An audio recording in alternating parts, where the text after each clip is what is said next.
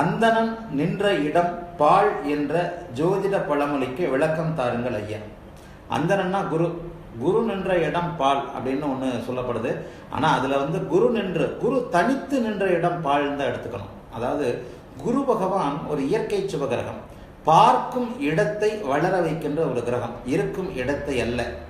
சனி பகவான் பார்க்கும் இடத்தை தேய வைக்கின்ற ஒரு கிரகம்.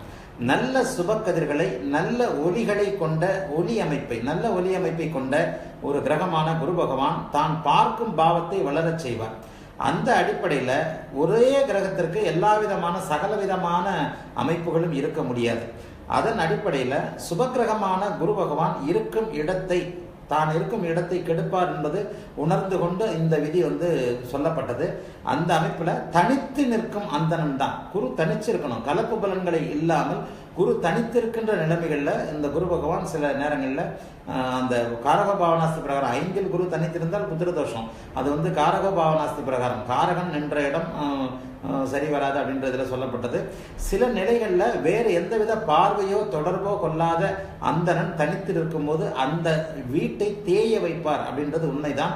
அந்த அடிப்படையில் இது சொல்லப்பட்டது. தனித்து நின்றால் அப்படின்னு தான் நீங்கள் வச்சுக்கணும். குரு சேர்ந்திருந்தால் அந்த கலப்பு பலனை செய்வார். அது இந்த விதி செல்லாது.